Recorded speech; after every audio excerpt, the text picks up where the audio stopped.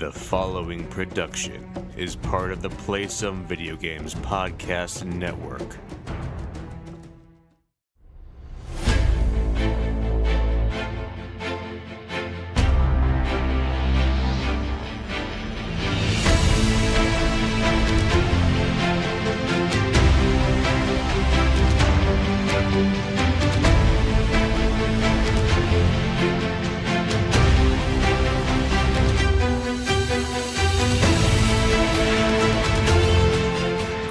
LLs, and welcome to Board with Video Games, the gaming podcast that strives for the right balance of coverage for games you play on your table and on your television. You can think of us as the outcast of gaming podcasts.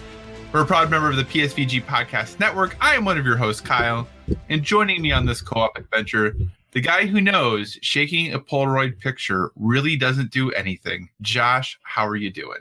I am happy to be back, even though I was doing plenty of podcasts last week. None of them were about board games, so happy to be back. And I'm pretty sure shaking a Polaroid picture does have an effect. I'm pretty certain, if I recall correctly, Polaroid actually recommends you do not shake their pictures. Oh, well, you know what? If it's in my head that it makes it work, then that's how it stays. I was like, I could be wrong. I just feel like that. Time of alternative facts, so right? Who knows? Who knows? And I'm sure there's no way we could find out. There's just absolutely impossible for us to ever know what actually. Bust that. I have an OG Polaroid camera in the house. I can test that out, assuming I can find film for it. I was just gonna Google it, but I like your method better. I think we should go with that. Let's go with actually using the Polaroid and taking some pictures of board games, and then you can take the pictures of the Polaroid pictures and put them on Instagram. I'll take a video. I think I have two Polaroids, so I'll take them simultaneously. I'll pull them out, I'll shake one, and I'll leave one. And see. That sounds great. Sounds like a lot of work, though. I don't want to commit to that. That does sound like a lot of work. Well, hey, you know what? This is not a Polaroid photography podcast. This is a gaming podcast. And thanks so much for coming back this week. Yes, we were off last week because of E3, but as Josh alluded to, there was plenty of PSVG goodness. I was not on any of the PSVG goodness, but there was plenty of PSVG goodness to go around. As always, if you have any feedback, questions, suggested topics, hit us up at Board with VG on Twitter. Check out all the awesome stuff that Josh posts over on the Instagram, also at Board with VG. You can hit us up on Facebook, facebook.com/boardwithvg. And if you want to communicate long form, feel free to send us an email, boardwithvg@gmail.com. And as always, use that hashtag boardwithvg on all the social media so we know what you're doing, we can find what's going on, and all of that good stuff. So before we jump into what we're playing, I think a very important note to be made. Josh obviously was on much of the PSVG podcast last week covering E3. If you know, I'm sure everyone was well aware I was not there, and everyone was very sad about it, or really thrilled, probably more likely. But I was out of town for work, so I was out of town for work for a week. So I haven't played, as I was just telling Josh prior to recording, I haven't played anything. I haven't played any board games. I haven't played any video games since we previously recorded this podcast 2 weeks ago. So you were going to hear a whole lot about what Josh has been playing. Sorry. Oh, it's going to be great. So Josh, what have you been playing on your tabletop, sir? All right. I had to actually pull out my phone and go. I created a folder finally in my phone for board game photos because I have so many pictures. I had to go back into the board game folder just to remind myself what I've been playing the past 2 weeks.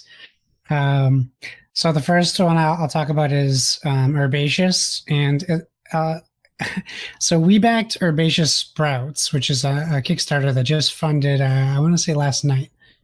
It's a game my wife wanted, and Beth Sobel does the art for it, and I didn't know that it was her. I saw some pictures on Twitter that had been retweeted by other board game people.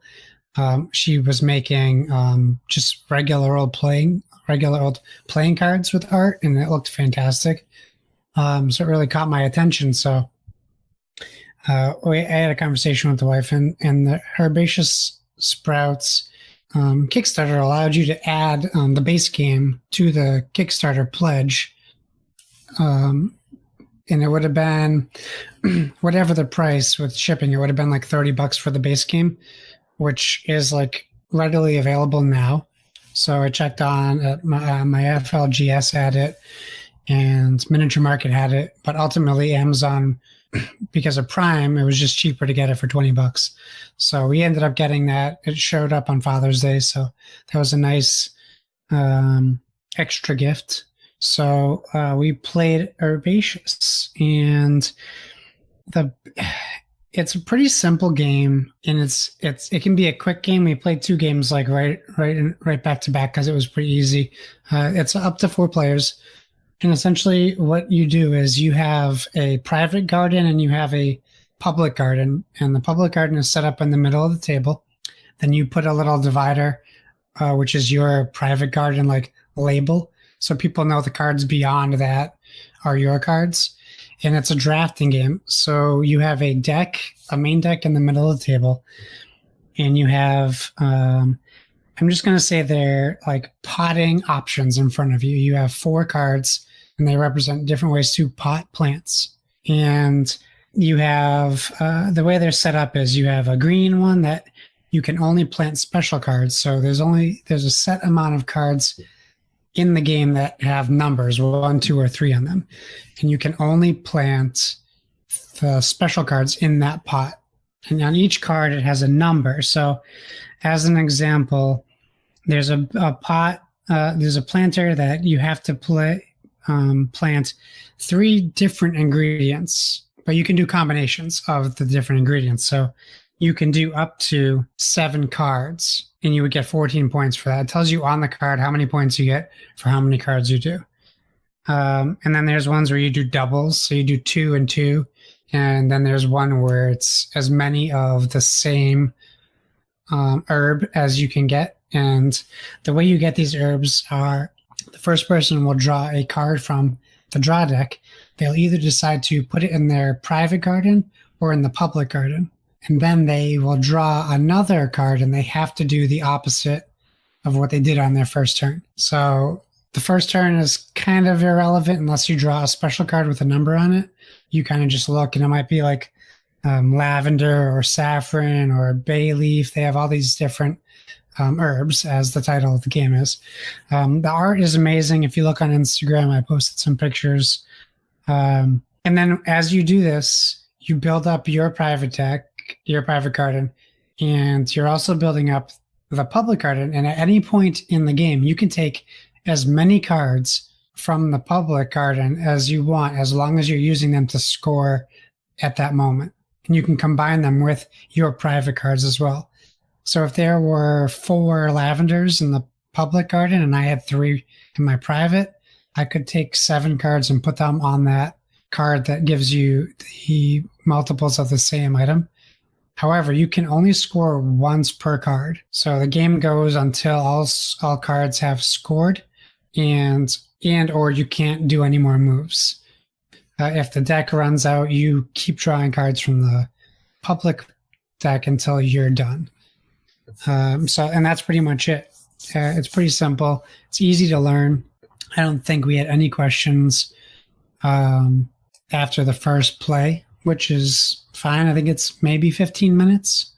So it's a pretty good playtime. And it's $20 if you go to most stores, I think. So I think that's pretty accessible. And it's really an artsy game. They also make a game called Sunset Over Water, which is similarly same size box, and it's heavily focused on artwork. So if you like games like that or are just kind of nice to look at, it's great. Awesome. What else have you been playing? So we played Machi Koro Bright Lights Big City after you explained to me it was not an expansion and it was a standalone game. And we were looking for something light. It ended up turning into a fight. Oh, no. Yeah. My wife got very mad at me. She said it's because you took all the red cards, isn't it? She had most of the red cards, but in this game, there's a card that is like a game changer, where you can take one of your cards and swap it for someone else's against their will. So I started stacking a red card, and if she rolled a 5, she was giving me 15 coins out of her bank, and then I had a bonus that added +1 coin to each one of those. So if she had the 18 coins to give me, she was giving them every time she rolled a 5. Whew. Anyway, so Bright Lights Big City, if you played Machi Koro regular base game, this is like almost a totally different game. Almost. It's the same base mechanics. So in Machi Koro, you have a setup where all the numbers are separated, ones, twos, 2, 3, threes, but etc. And they build up. Then you have landmarks, which are purple cards, which are special. You can only have one per of those cards. And that's similar to this game. However, this game has a lot more cards in it. And what you're doing is you're creating draw piles instead of just creating piles. So you have draw piles with cards that are less than 6 and then greater than 7 or 7 or greater. And you have your landmark cards, and you're trying 5 unique cards out, and you can stack duplicates on top of each other, and you're drafting off of this. So you have more choices, I would say, or maybe not more choices, but you have more of a competitive edge if you play your die rolls right. You also have 3 die in this game, and you have to build 6. I said landmarks earlier, but I think landmarks is what you build, right? So you have to build 6 landmarks. Right. Yep. Those are the final things that you build, if I recall, to win. And in the base one, you only have to build 3 or 4, I want to say. Yeah. You also start with one called City Hall, which gives you a bonus if you have no coins, which is nice because you feel like you always have money that you can spend or lose to your opponent, depending on the situation. I really like the game. I really want to try playing it again. I'm hoping she's willing to give it another shot because it was very enjoyable. It's a super easy recommendation. If you like Machi Koro, this is the obvious next thing to get. And I got it for $8 at Target on clearance. And would you say that now that you have played it with the Bright Lights Big City way of playing it, which is also how you play it once the base game with the expansions, stylistically, that's what you do too, is you just make the piles.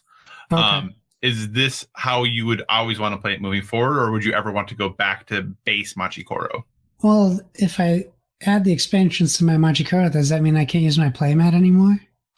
I don't believe it. Well, I mean, I think it could work potentially, but they wouldn't you wouldn't put them on the right numbers per se, because I think you make 10 once you have drawn 10 unique cards, then you go to the point where you just start rolling dice. So, and you refill it if you have 3 wheat fields, you have a stack of 3 right there. But as soon as you have 10 unique properties, then you roll.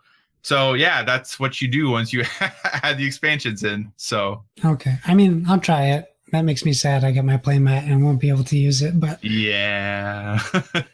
What can you do, right? I mean, right. I threw the cards from the expansion in the box. I didn't break them from the wrapper yet, but gotcha. I mean, we'll eventually try it. But if I would have to play this one more time, maybe, where hopefully everyone was a little happier.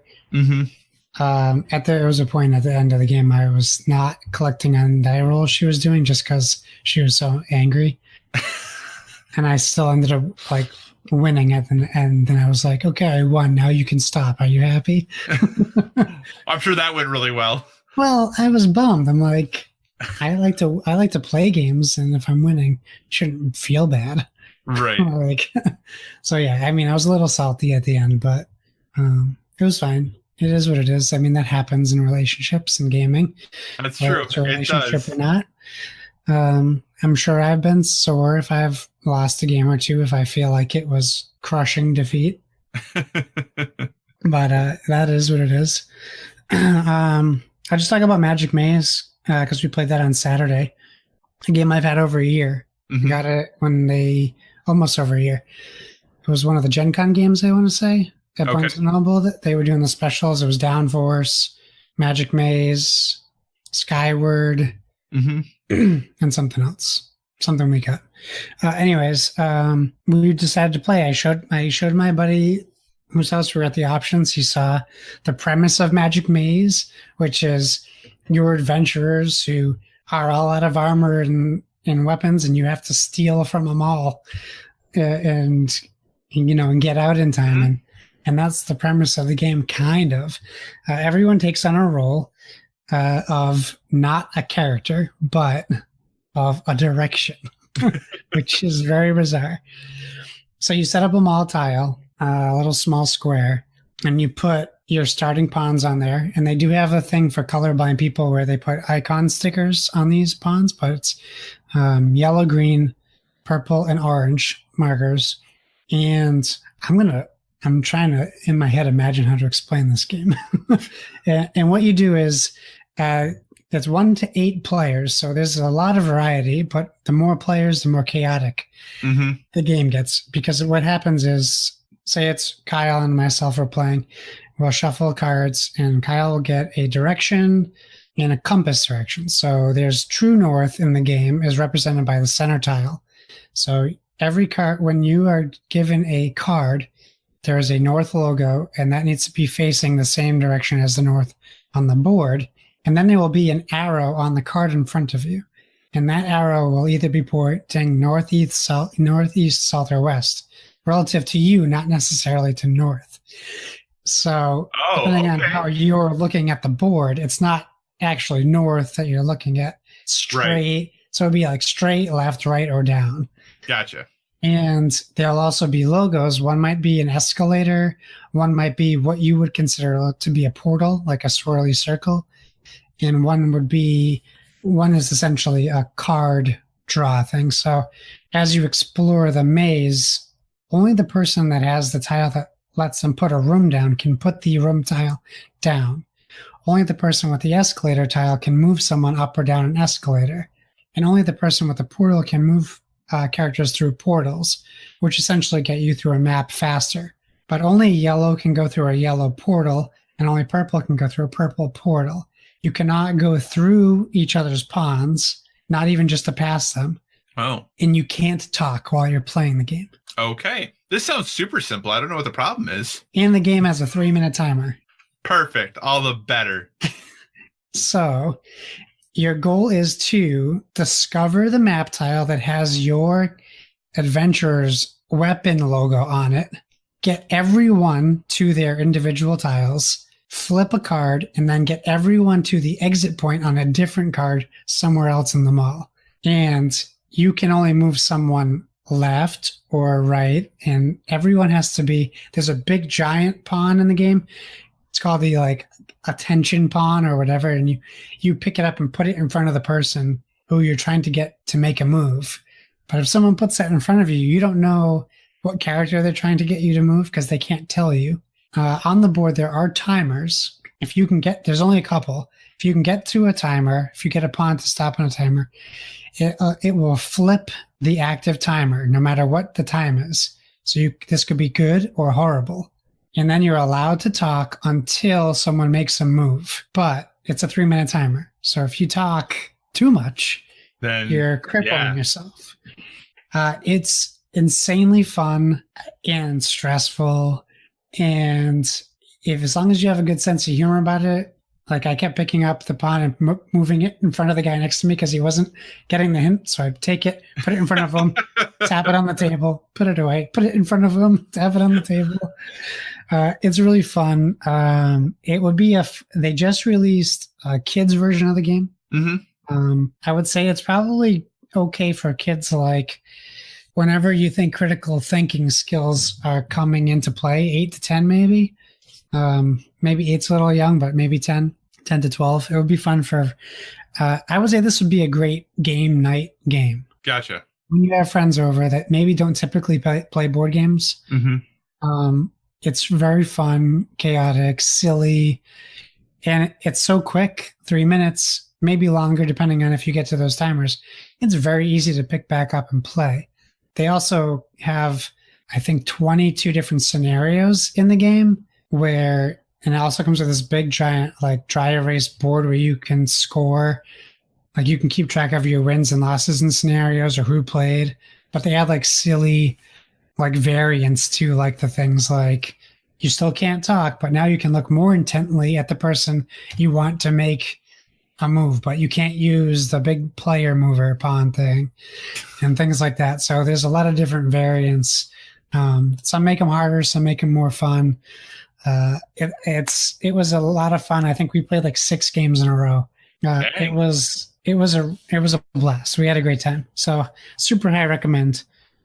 I'll talk about Muse next week, but I told Kyle I have to tell you a story about Seven Wonders. Yes, I was just going to ask about that. So I'm looking forward to it. So we've been playing Seven Wonders since it came out, and then we all collectively had to look up when it came out to figure out something very important. So it came out in 2010. We probably got it in 2011 because it won a Dice Tower Award in 2010, but I think it was mainly accessible in 2011. Mm-hmm. So we were playing, and my buddy's wife made a comment where everyone immediately said she was wrong. No, you're wrong. No. We started looking it up in the book.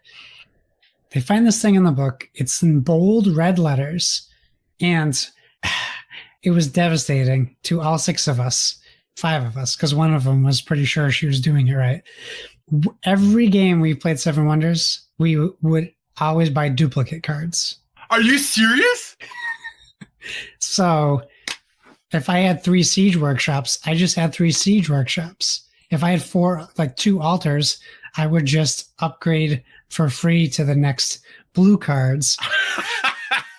That's a really big difference. Yeah, not only have we never played this game right, but we've been playing a totally different game. Yeah, you have. Because I was like, everyone was dumbfounded. And then I looked at my board and I said, wait, does that mean I can only have 1 gold mine? Because it's the same name. Any card with the same name, you can't have a duplicate of. So the brown gold card that's free, if they both say gold mine, you can only have 1. Then you could buy the one that has 2 gold on it because it's different. But if it's the base free gold brown card or the base free stone card, if the name of the card is the same on any card, you cannot own it. Yeah. My head exploded figuratively. And I was like, whoa, that's why the app wouldn't let me do all those things I wanted to do. I thought it was just a broken app. And it was just this app has no idea how to play the game. It was just one simple oversight, and the rules, because the game is pretty easy to learn. Right. So once whoever taught us the game, and I'm blaming someone specific who I'm not friends with anymore, so it's easy for me to do that. That once we were told the rules, that's just how we always played, and that's how we taught everybody else. Right. I'm just glad it happened in our social circle and not at a convention. Oh, true. Because if it happened while playing with 6 strangers, I would have to retire.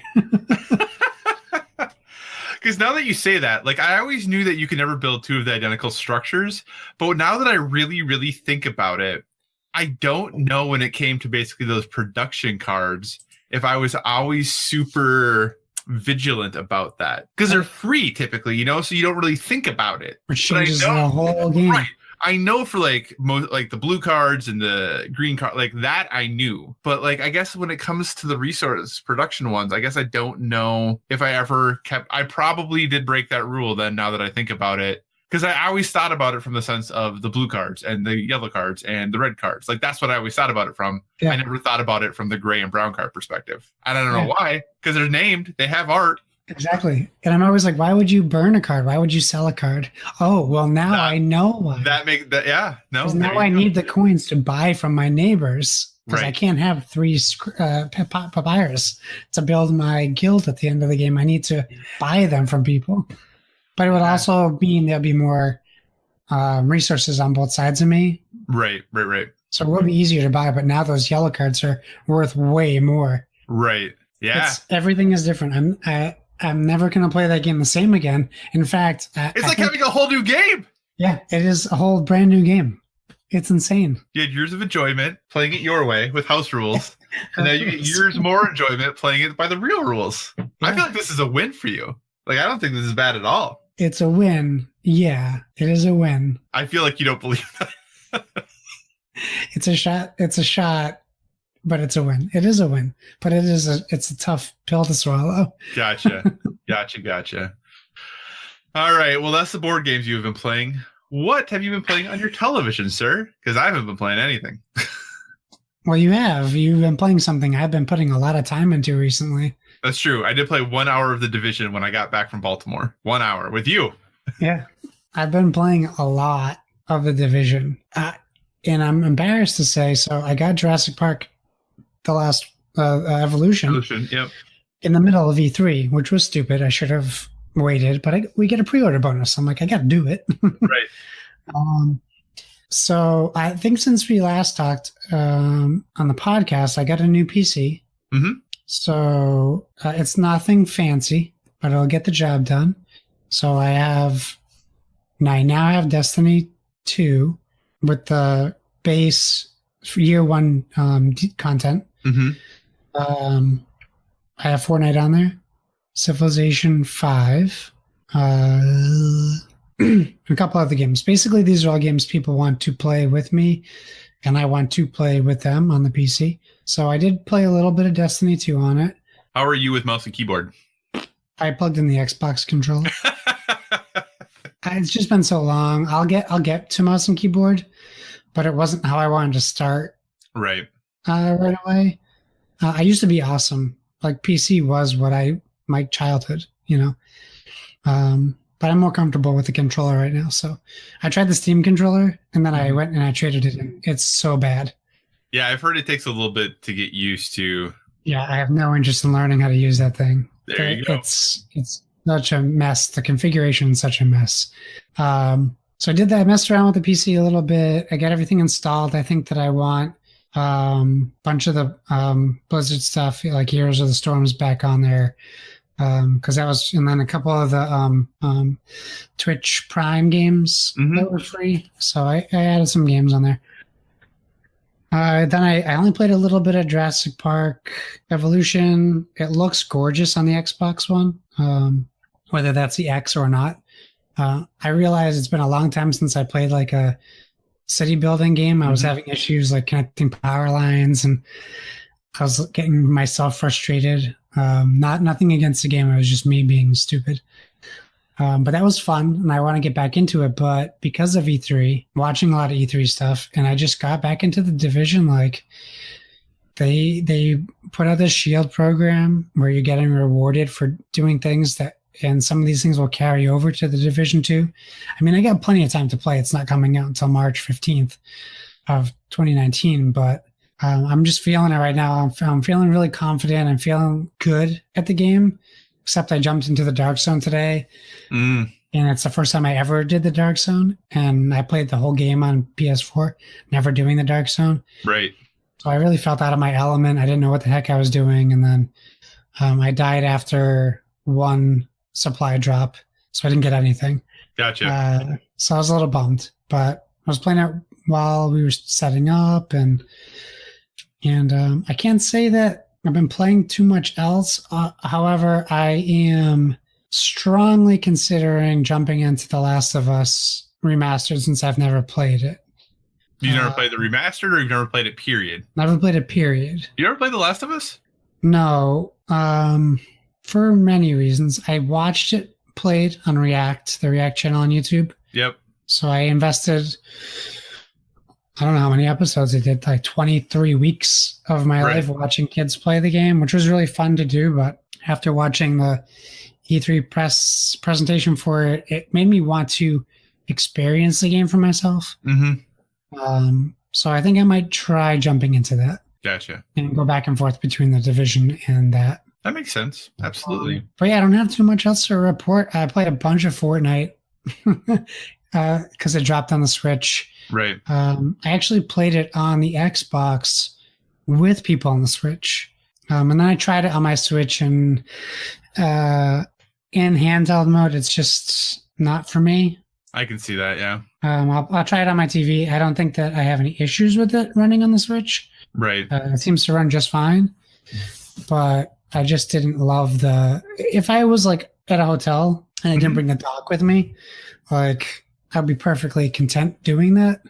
Right. But I just didn't I have it on the PC and on the Xbox. I don't need to play it in handheld mode because I have other options. Absolutely. but it's still fun. I ended up getting the pass, the battle pass, just because I feel like with so many options now, I figured I would at least give a season 4 pass a chance. Right. And if I don't like it, I just won't get the next pass. No, absolutely. Well, that's awesome. Yeah, like I said, when I was traveling, I brought my Switch with, and I never even took it out of the carrying case, so it stayed packed the entire time. And got home, and for some reason, the game I wanted to play was Division, so I jumped in and played an hour of the Division, and that is all I have played or gamed at all in the last 2 weeks. It's been a very dry spell here with work. It's just been super busy, and I was out of town for a long time, and all of that stuff. But now I'm back, getting back to the grind, and it's going to be great to play some games again. So, Josh, you've been doing such a wonderful job covering all of the awesome games that you've been playing. Thanks. As we transition to topic of the show here, you want to take it away and talk about the Origins Awards? I would love to. I was so thrilled that this happened like right after E3 ended, at least press conference wise. Sorry, a little parched. So if you have YouTube, I don't know if people live like I do through YouTube, which is basically now that I'm a dad, it's like my daily routine. I get up, I put on YouTube. If I'm not watching Good Mythical Morning, I'm watching Dice Tower stuff. So like that's what I do. So they had a lot of good coverage for Origins, and I would encourage you guys to check out Dice Tower just to see some of the games that came out of Origins that are coming out that look very exciting. But that aside, why don't we just jump right into the big one, or the big two? So maybe this was a surprise, maybe it wasn't, but Game of the Year went to Gloomhaven from Cephalofair Fair Games. Which is awesome. Right. I think we talked a little bit about it, and we thought that it might be the logical choice, but we didn't know if it was necessarily going to scoop that up with the competition. And I think more specifically in the Dice Tower Awards. But still, best board game of the year, which is weird that there's two different ones, Game of the Year and Board Game of the Year, goes to also Gloomhaven. Best card game of the year surprised me, and it's now skyrocketed to the top of my list to get. That is Ex Libris by Renegade Games. And I'm excited to try it. I don't know too much about the theme. I don't know if it is library themed or if that's just a coincidental Latin sounding word. No, I think it is. I'm trying to remember if the cover has like the really tall bookcases that are like kind of bending over. It's like yellow. Okay. I don't know. I can picture the cover in my head. So yes. Yeah. Okay. Yeah. I think I know what you're talking about. I just never looked close enough to associate what they were. Best family game of the year. No surprise, I don't think. Went to Azul. Plan B Games. And that's one of those games.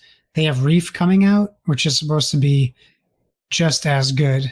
Different type of game, but getting huge buzz. So Plan B Games is, no pun intended, making some waves in board gaming. Right. This was the category that I was kind of surprised by. Not surprised that Azul got it, but that was such a good category because that's where like Sagrada was, Bunny Kingdom was in there, Downforce was in there. Like that was a really competitive group of games in that. Yeah. I think I would be curious to see how it does at the Dice Tower Awards. Right. I feel like there's a broader audience for Dice Tower than there is for Origins. But we'll see. Best role-playing game of the year is Adventures in Middle-earth by Cubicle 7. And then we have best role-playing supplement of the year, and it's Dungeons & Dragons, Xanathar's Guide to Everything, which is Wizards of the Coast. Best miniature game, another, Warhammer 40K 8th edition by Games Workshop. And this is something that is exciting. Best game accessory of the year is the Terraforming Mars Organizer by Broken Token, who've been putting out, I don't know if you saw their Rising Sun. I have not seen the Rising Sun one. I've heard about it, but I've not seen it. It is a work of art. It is it's incredible what they did with it. If you have a chance, if you're listening, just Google Broken Token Rising Sun. It is incredible what it looks like and how many pieces it is. I think I'll probably get the Terraforming Mars one because it's more affordable than the Gloomhaven one, because the Gloomhaven one's $100. Best collectible game is Star Wars Destiny Awakenings booster. That's the most recent booster packs they have announced for the game. I think Star Wars Destiny also won for best CCG. And then Academy of Adventure Gaming Arts and Design Hall of Fame, they inducted two people, Eric Lang and Ken St. Andre. I didn't know Eric Lang was particularly excited to get his induction, as well as a lot of his fans. It seems like it was a long time coming. So, so good for him. And I'll be honest with you, I'm not too familiar with Ken St. Andre by name. I think he's an author. Oh, he was the author. We did talk about that. Yeah, you're right. I think he's an author. Though yes. I don't believe I've read any of his stuff, but I believe he is a fantasy author. So. Okay. Do you have any other thoughts on the awards or any of the games, or maybe any snubs or anything like that? I don't necessarily think so. I mean, when you look at this list, like Gloomhaven is a great game. Ex Libris seems like it's really solid. Obviously, Azul's great. Like I think that it was just a really solid year for games that these were pulled from. So I think it's very challenging to feel like anything necessarily got snubbed. Like I talked a little bit about in family games, like there's some great games in there, Sagrada, Viral, Downforce. That's where Drop Mix was, which I was hoping Drop Mix might get some love, but I really didn't genuinely think it was going to.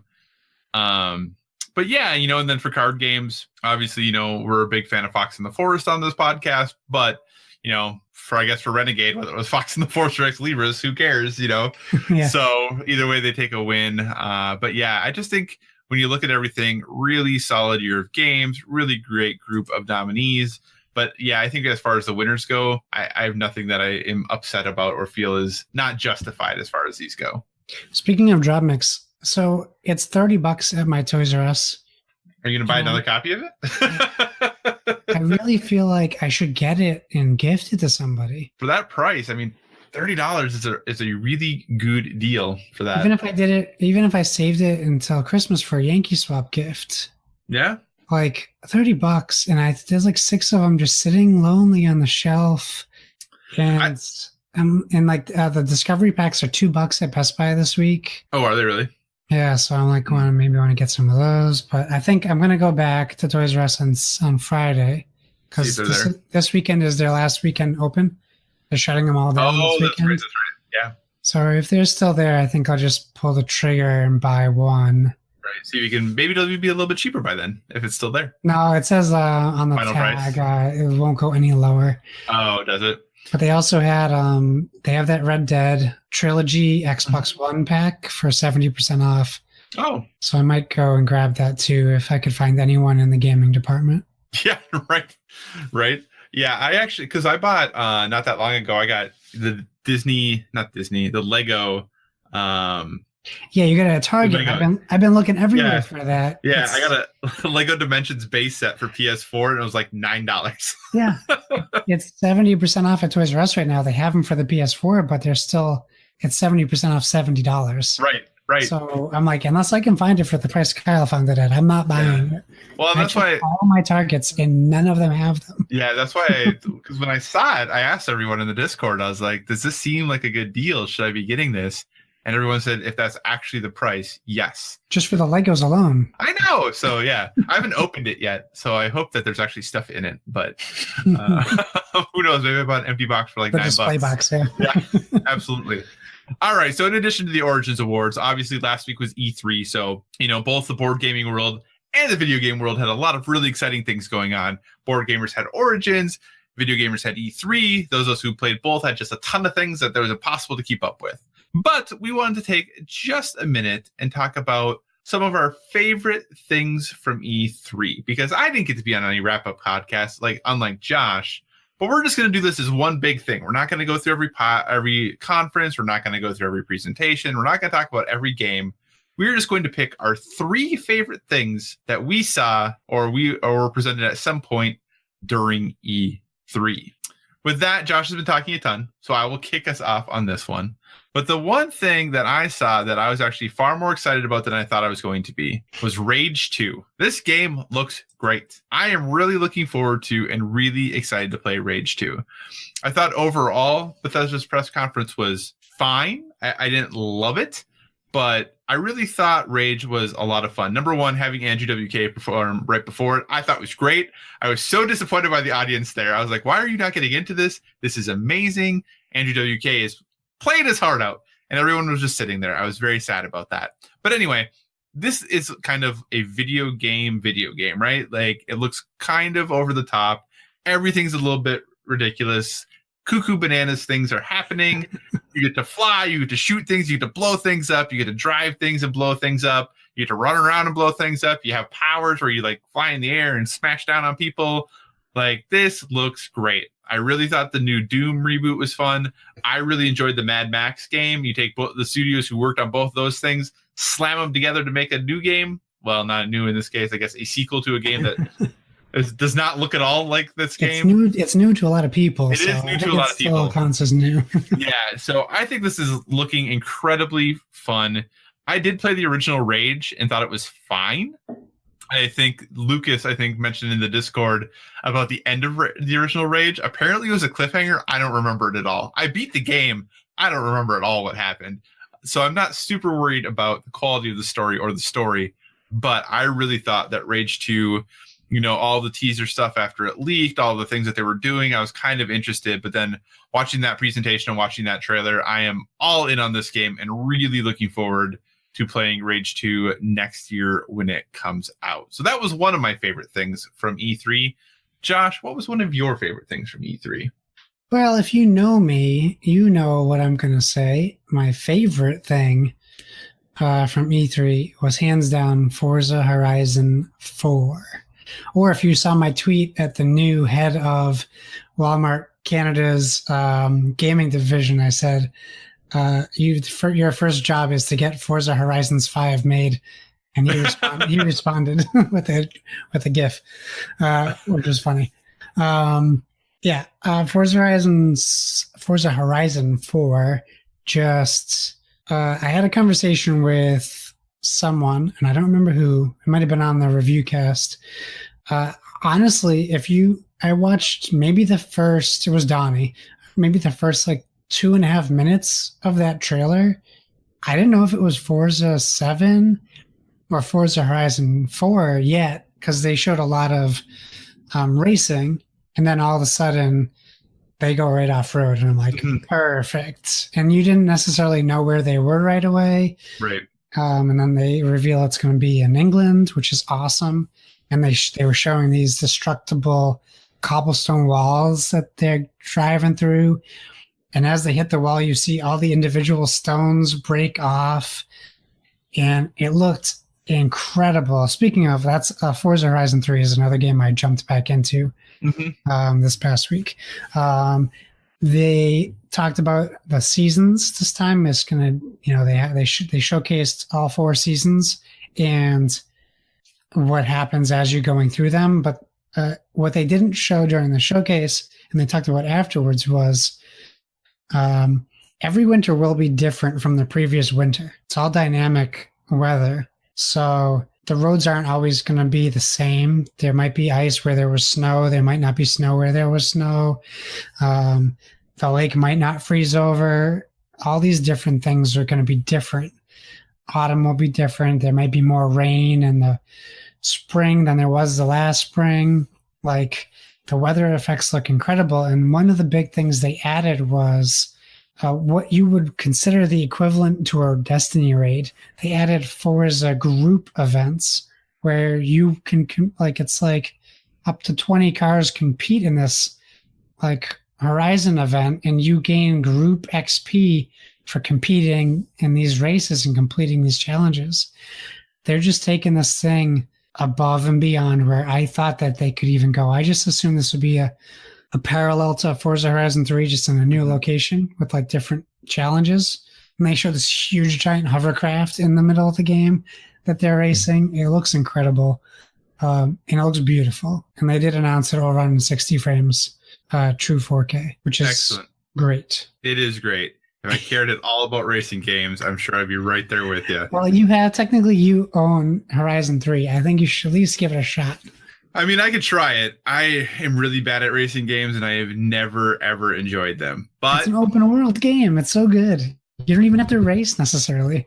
I was going to talk about how like just because the game's open world doesn't mean that it's great. I And know. I think everything I'm going to talk about is an open world game, so I don't know if that's really applicable. No, But I get your point. I get your point, but you should at least give it a shot. And if you don't like it, no worries. But it's a beautiful game. Just to say you even got to see it, I think, and check it out, I think would be something I'll push you towards. You should try that before you finish Far Cry 5. Oh gosh, I still have to finish Far Cry 5. I guess I'm not playing the Division anymore. Gotta finish Far Cry 5. Anyway, the next game that I was really excited about from E3, and the next thing that I was very, very excited about, speaking of Ubisoft, I am a big fan of one of their titles from last year, Assassin's Creed Origins. So I was a little skeptical when the leaks happened and it looked like Assassin's Creed Odyssey was real. And then I was a little worried about when it was going to be coming out. And then I heard it was this year.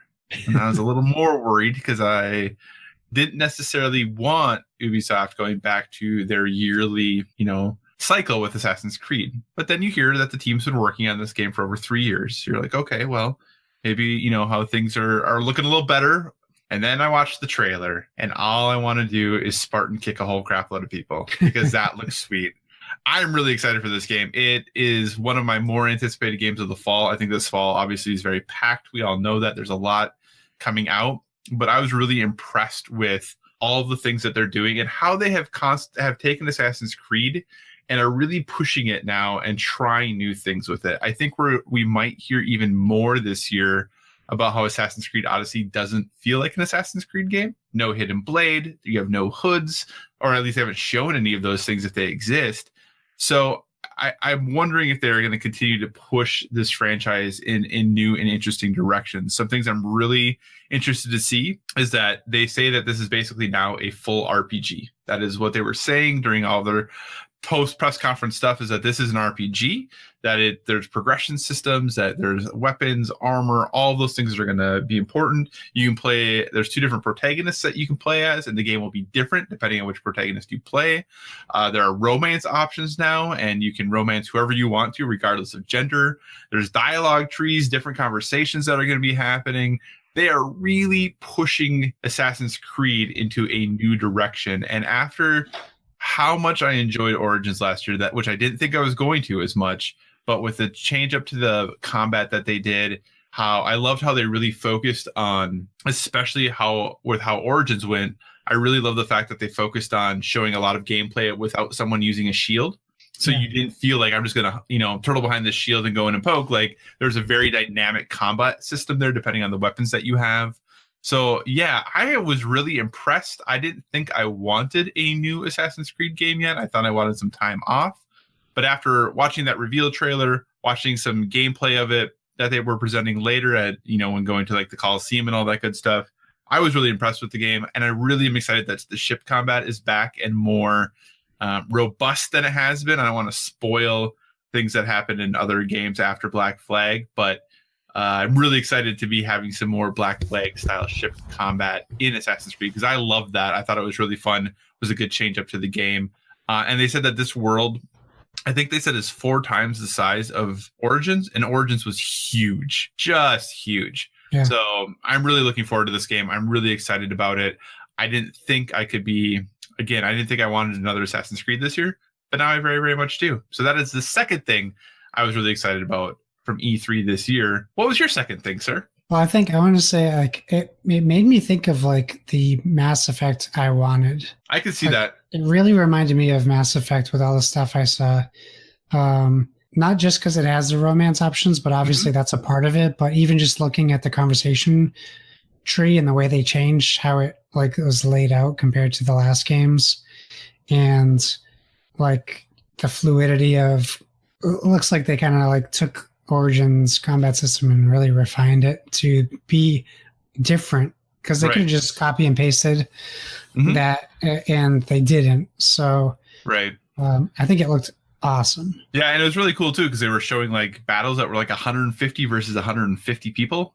Yeah. Like just huge, massive on the beach battles. Yeah, it looked awesome. I thought I hope it runs that well. Right. Because obviously, no one would blame you for being hesitant going into an Assassin's Creed game. Right. So hopefully it's something that works well. I mean, I could talk about Microsoft announcing 5 studio buyouts, but to not just focus on Microsoft. If Spider-Man runs as good as they made it look at the Sony thing, like Spider-Man really went from a game I was interested in to a game I need to get. And what it reminded me was like Batman Arkham Knight meets Infamous, like with the old school PS2 Spider-Man free swinging city game. I'm a little worried about the fluidity of the swinging around the buildings part still, but the combat system looks great. The graphics look incredible. I love the nods to all the villains. And, you know, in a game, you don't have to worry about it like a film. It's okay if they muck it up with a bunch of villains because it's, you know, it's thing you can do side quests just like you see in the Batman games. You could be swinging around Gotham and see Man-Bat just flying around, and you could decide to go interact with him. So if they're borrowing from that, I think that's great. But yeah, it looked fantastic, and I'm excited that it's close. Yeah, I don't have to wait 3 months. Yeah, I don't have to wait until 2019 to play it. So. Yeah, I don't have too much to say in it. I think we knew a bunch about it going into it, but yeah, I'm excited for it, very much so. Awesome. I'm also very excited about Spider-Man. I thought that it was a good showing. I thought it looked good. It did look fun. It did look, yeah, I agree with 100% with everything you said there. So my final thing that I was excited about, and I was debating what to pick here, but we have a wonderful question that will help me answer one of the, that will lead to one of the other ones. So I don't need to talk about that game right now. The other game that really surprised me, I think, more than anything was Ghost of Tsushima. Now, everyone knows I'm a big Sony fanboy, and I really like Sucker Punch. But this game looked amazing. Just for the environments alone, how there was always something moving. The wind was whipping through, whether it be wheat or trees or, you know, tall grass or the clothes that they're wearing or the leaves falling or the flames from the flaming arrows. This game, just the environments look beautiful. I felt that it was a really good short, you know, it's like a 10-minute demo of here's kind of what this game is going to be. And this was a side quest that they were showing. This wasn't Golden Path at all. Like, they showed a side quest, and I think they did a good job of showing kind of what the combat's going to look like, kind of what you can expect to find in environments and how you're going to interact with enemies, the quality of the dialogue and how that's going to look. I was just really blown away by the way this game looked, and it looked way, way better than I thought it was going to, just from a wow. Like that is something running on a PS4 Pro probably. Yeah. But that's something running on a PS4 Pro. And, you know, and again, I know people are going to say, well, it's because I'm a Sony guy, but I don't know that I saw anything at the Xbox conference that I thought looked better than anything that was at the PlayStation conference. When you look at the PlayStation exclusives and how they looked compared to Gears 5. I don't think Gears 5 looked better than Ghost or The Last of Us Part 2. Yeah, I don't think it looked better. I agree with that. I think it looked really good, but I'm just saying, you know, they talk about having the most powerful console. Yeah. I don't think from a graphic fidelity standpoint, which is theoretically why you want the most powerful console, there wasn't any. No, I think Microsoft crushed the conference. I thought they did a fantastic job. I just didn't see anything there as to why I needed an X. Right. I mean, I have one, so it's fine. Yeah. But so anyway. Where do you stand on, so while you're talking about it, so I think it was Ubisoft's president called The Last of Us footage fake. Yeah, it wasn't. I don't think it was the president. It was some developer or something. Someone high enough to have whose opinion carries some weight. Yeah. What do you think about that? And do you think, not to get off topic, but I'm not accusing only Sony of doing this because I'm sure other people have. But do you think this is like that kill zone factor? Do you think this is something that Sony typically does, or do you believe that what we saw was actual gameplay? So here's the couple of things that I think are important to keep in mind with this. Number one, everyone's like, well, remember for Killzone, That was a long time ago. That's for me. That's more of a me thing. Well, right, but people often refer to that. They say, well, like, Yeah. well, remember how, the kill zone thing, but yada yada. That was quite a while ago. Yeah. I think they probably learned a pretty decent lesson from that. And it is interesting because if you watch the No Clip documentary about Horizon Zero Dawn, they actually discuss exactly how that situation happened. Yeah. Not saying it excuses it, but it definitely was there was some poor communication that happened there that caused that happening. It was not intentional to try to deceive people. Doesn't make it okay. I think it's interesting that Ubisoft was the people who came out and were like, somebody from Ubisoft came out and was like, oh yeah, and it's probably fake too.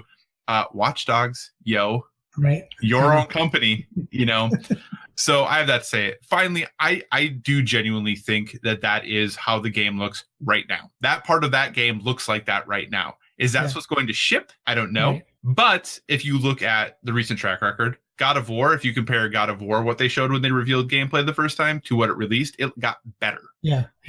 So I don't necessarily think that. I think what they showed is legitimately running in engine, what they have, what they're doing now. Maybe some other technical thing with memory loading in that area, once they finish it all out, is not going to allow it to look exactly that way. I think that could potentially happen, but I think that's the problem you run into when you do cut demos for shows. Yeah.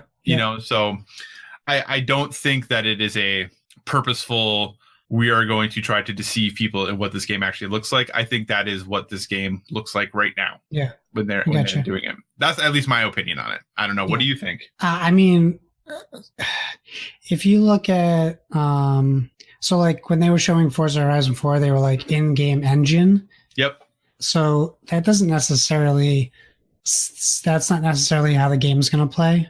Right. I think that for me, it's just a glaring Sony thing for me. It's just something I see. I'm not saying it's just them because obviously other people have done it. But I don't like if they were to put something like that, like they just rolled right into the games. Mm-hmm. I would have felt better just from me being skeptical if it said like running in engine captured on a PS4 Pro or something like that. Instead of giving the impression like when she's kicking that guy off, it's showing the square button. Right. Like in my head, I'm like, is that put in there to make it look like someone's playing the game, or is that the game? Well, and they did say, but it's coming from a good place because I think the game looks too good to be true. Right. They did say, I know, listening to other podcasts of people who saw, like, nobody got hands on, but people saw it being played in front of them. Yeah.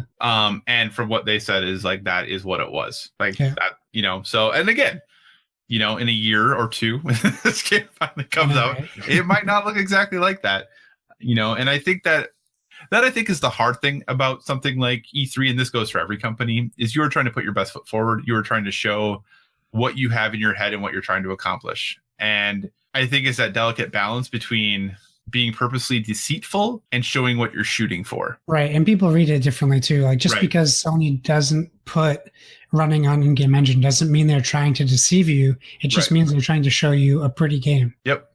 Yeah. And so we'll see. I think it's an interesting conversation. I think, I think overall, Sony, every game they showed, I thought was a great game. I think how they showed them was not great, but I think every game they showed, I thought was pretty good. Press conference. Yeah, that was pretty rough. So anyway, so Ghost of Tsushima, that was my number one thing I was most excited about afterwards. What was your number one most excited thing after E3? My number one was Last of Us 2. Nice. And I have never played The Last of Us, which we talked about earlier. Right. Even if that's not what the game finally is, what they showed was the best thing I saw from Sony. I was very impressed with the facial animations from the story. Right. The way they told the story, where you get that whole thing about Ellie, and then even just that subtle little thing where they're talking about people being like worried about her, and then they cut into her being brutal, and then come back and the girl's like, well, they should be worried about you. It's so perfect. It's like reading poetry. Right. They did it so well. I'm gonna pause you really quick here because I'm gonna insert Donnie's question. We did get an email question. Okay. You can hit us up at Board with VG on Twitter. Just like Donnie at Playing Nintendo said, now that Kyle is back in the fold, what did he think of Sony's E3 press conference and how amazing did T-Lu 2 look? So continue on that. We'll get back to the press conference thing briefly, which I kind of already mentioned, but yeah, well, I was actually gonna make a comment on it too. So the game looked great. I really do have a hard time believing it's gonna be so seamless that she can just walk up to a guy, pull an arrow out, and put it right back in her quiver. That really, if I'm telling you, if they're able to pull that off in game, that is the future of video games. Well, and you know what actually I found to be most intriguing, and this is going to sound probably really, really bad, is when they kissed, like their lips like didn't clip, like they mooshed like they were supposed to, like, you know, like I was like, man, that looks pretty real. Like it almost was like Uncanny Valley. Like I was uncomfortable, you know, like I was like, shouldn't be watching two people make out. And it has nothing to do with the fact that it's two women. Just, you know, I don't usually watch people kiss. Yeah, exactly. I was reading something today on that. They said it's like the first time that anyone's seen a game get that right. It's one of the hardest things they have, because you can't put those little balls all over your lips and your nose so easily. So they haven't been able to master that. So it looks like they must have spent a lot of time on that. And that's important to character development. Yeah. Obviously there's going to be a bunch of weirdos out there who are just getting off on the kissing thing, which is fine. I'm not judging, but it should be looked at more of a technical marvel. It's amazing that this is something that they can do, but I want to echo a little bit of something that Seth in Discord was talking about. For Sony, for this conference, their setup, like putting in the dream stuff in between setups, was really bizarre because of how over the top graphic their presentation was. That's not something that you need to put in E3. Now, they made their decision. That's fine. And it didn't necessarily bother me. Like, I don't get turned off by violence too much, but I definitely can see where some people want to watch these things with their kids that play video games. And if every game Sony showed besides Spider-Man was a graphic game, and I'm probably leaving out some games, but I mean, for the most part, I think you're like, you can't. It was a pretty dire conference. Yeah, it wasn't. They didn't show a lot, and that's fine. You don't need to go show 50 games. I know that was a big to do. People were, but I'll tell you, to people who are listening and people who are on the internet, the second Microsoft conference was over, people were Sony fanboys were crapping all over them right away, which I don't understand the need to do that. Yeah. The same thing with the Sony conference. People getting all over Sony. It's because expectations aren't set. Like Devin, he knew what he was getting. And it seems like he was the only person that we know in Discord that knew what Sony wasn't going to do a lot, which is fine. That conference for Devin was great. For me, I watched the Sony conference because I expected to see games I didn't know were coming out that were going to get me excited about the console. And I think every game I saw, with the exception of that cool game by Remedy. Oh, which I predicted. Contact? No. Something like that. Something like that, though. Construct. Something like that, yeah. That's probably the only game that surprised me. I think I knew about every other game. You knew about Neo 2? No, but I don't care about Neo 2. I actually thought it was Dragon's Dogma when I was watching the trailer. I kind of had that vibe a little bit, yeah. So it didn't blow me away, and that's fine. And I think if they went before Xbox, for me, I think that their conference would have been better for me, just based off of whatever. But I'm answering your question from Donnie, so why don't you answer Donnie's question to you? Yeah, and I wasn't in the Discord, and I haven't really talked with anyone at all about this stuff until today.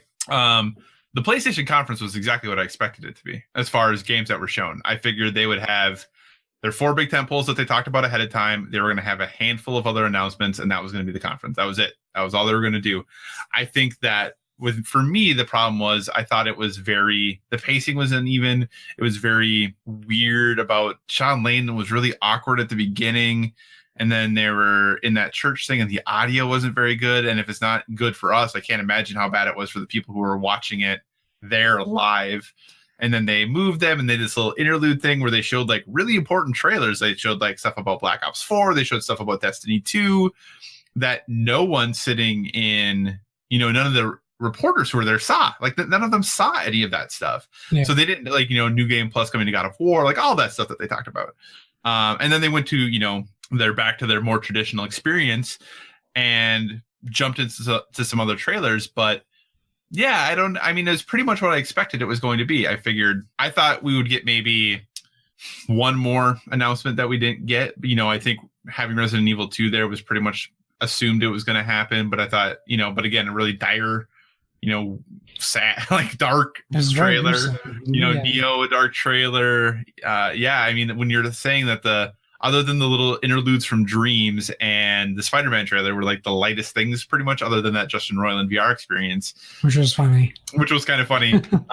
It was an interesting presentation. I think at this point, Sony should just go to the Nintendo Direct style and just put together a clip of a whole bunch of trailers and just go out to them. And it's kind of disappointing because a couple of years ago, like they did some great things and they just I appreciate the fact that they want to try to do something different, that they are not just saying, and not that there's anything wrong with this, of saying, we're going to be here for an hour and a half. Here's 50 games we're going to show you. I like that they're trying to make it more of art, if you would.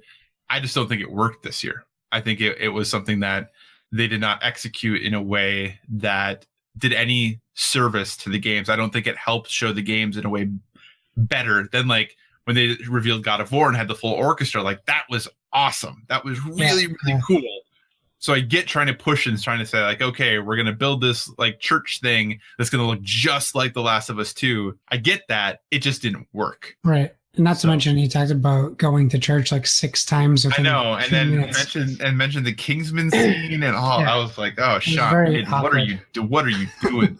So that's my thoughts on the conference. Like I said, it was pretty much what I thought it was going to be. So I was more on the Devin side of that, I guess we did get Kingdom Hearts 3 while we were there too, which is weird. Yeah, but it was a weird trailer. It was the Pirates one, and it's Kingdom Hearts. All their trailers are weird. They're always weird. Although at least the one they showed at Xbox, that was weird too. It was weird.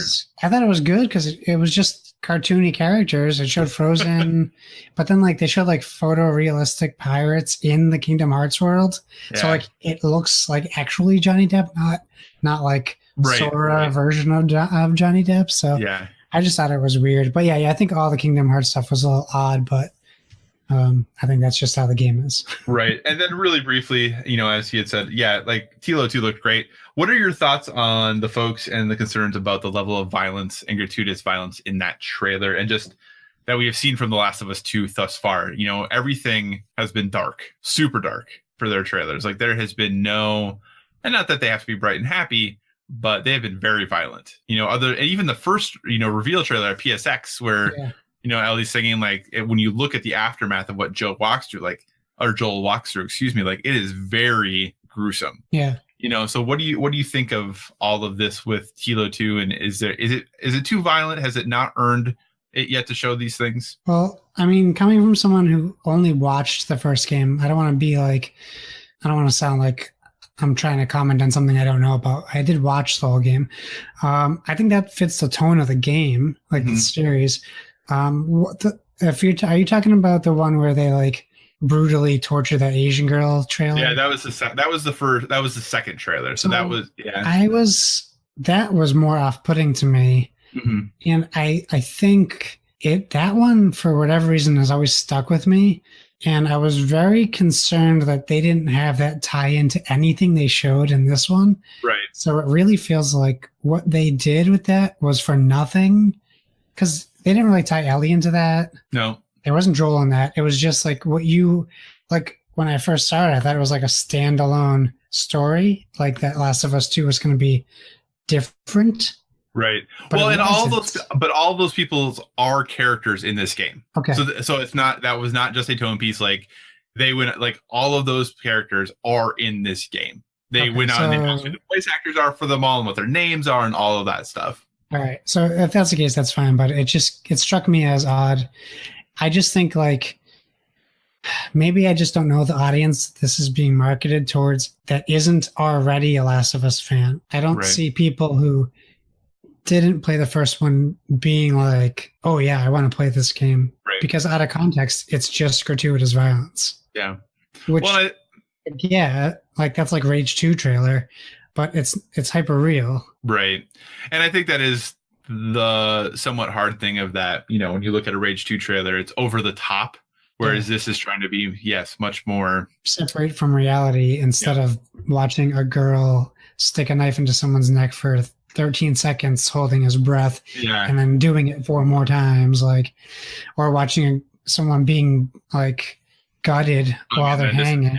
Like they show that trailer on the React channel today. Mm-hmm. They released it, the teens react to it, and their reactions were exactly what I pictured people's reactions were watching when they disemboweled that dude. They were looking away from the screen. Right. And they were like, why? I get that. That's tough to watch. Right. Especially if you don't know the context of the story. Right. So I can see both sides. If I have to play devil's advocate, it would be real easy to play devil's advocate in the situation. But video games are art. We've talked about this since the issues of Mass Effect 3. Mm-hmm. It's a decision they made, and as consumers, we get to make a choice to invest in that art or not. And I'm not going out watching torture porn horror movies because it's not for me. But I shouldn't be able to tell them that they can't make that. Right. So I ultimately side with the creators over the critics. Yeah, I think that they're clearly, because obviously they're not dumb. I know they heard the feedback after I think was at Paris Games Week or wherever that trailer was shown. They heard the feedback and they chose to come back with this. Yeah. That was a conscious choice on their part. Yeah. So they clearly know what they're doing. They clearly are saying, this is the direction we're going with this game. You are welcome to join us. If you don't want to, that is up to you. And I think it is. The game is very violent and very brutal. All the trailers they've shown have been really pushing the envelope, I think, as to what we know when we get into the issues of quote unquote violent video games. A lot of this stuff, because it's very up close and, for lack of a better word, I don't want to use that word to describe it, but it is very visceral and very in your face, and it is very you doing these things. And I think there's just a big difference between, in some ways, of situations where characters are shooting guns at people versus situations where somebody's taking a machete to someone's neck. Right. And they also removed, at least so far from what we've seen in the game, they have removed the science fiction aspect of the game. Yeah, we haven't seen clickers. At the very end of the second trailer, you do see clickers and stuff coming in. See them? Yeah, well, you hear them everyone circles up, and then there's a thing that's flies out. So you assume that, yes, that's still there. Right, but all we've seen is violence. Person on person, human on human, and that's tough. That can be tough to swallow for anybody. Yeah, absolutely. It did look, it looked as good as the violence could look, though. It looked really good, though. So that is the way that goes. And our final question, as we head towards wrapping up the show, from super listener Splig at Doubleicious on Twitter: am I the only one who liked Flute Guy? I really liked Flute Guy. Did you like Flute Guy? So I assumed you were talking about E3, so I had to Google it because I didn't know. It didn't pop up into my memory. Oh, gotcha. And because it wasn't a flute that he was playing, it was I don't even know what it was called. I'm assuming he was playing it proficiently, but the way they had the audio set up, it sounded like he was terrible. You could hear his you could hear his breath really bad. I'm oh, this is not good. But I don't know. No, I didn't like it. Okay, I liked Flute Guy. I thought it was good. I liked Guitar Guy. I didn't like Flute Guy. Yeah, did like Flute Guy. And Splig did send in one additional question, and we are actually going to cover that on next week's show as potentially the topic of the show. So, Splig, we got you covered. Thank you for the multiple questions this week. Man, Josh, after a week off, we come back and we do an extra long show. What do you think? I know.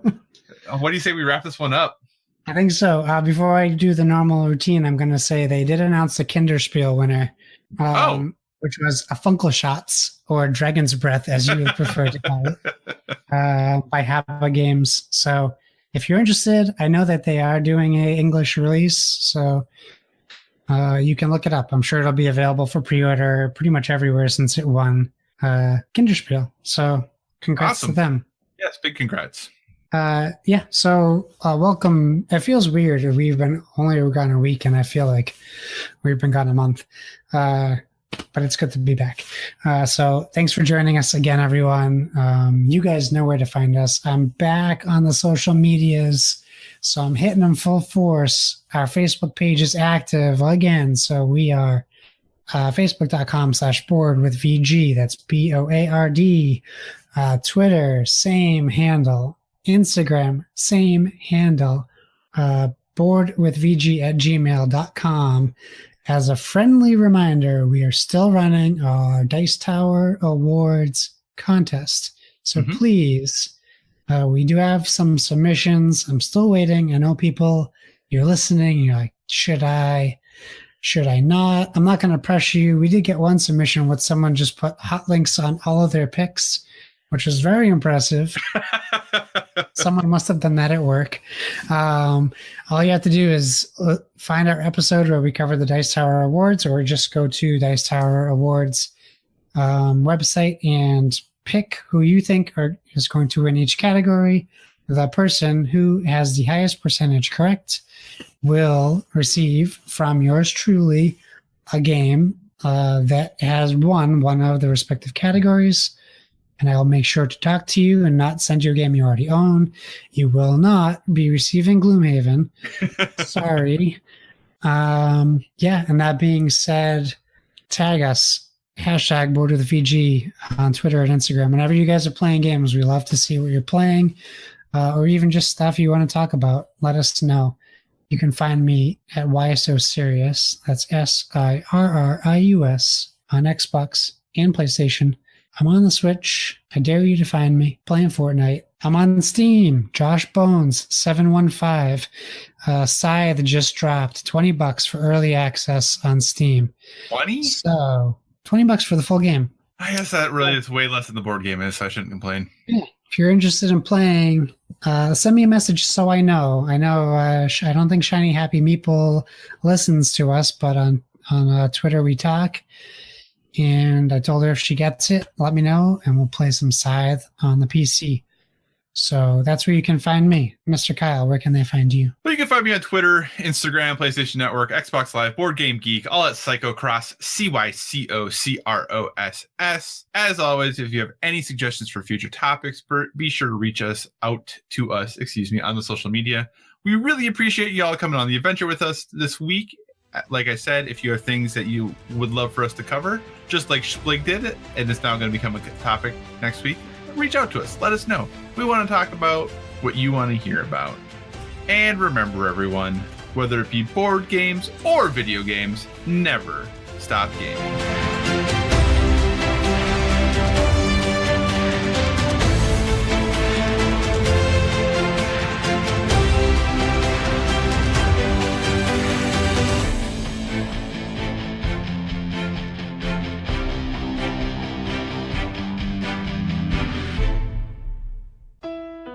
This has been a production of the Play Some Video Games Podcast Network.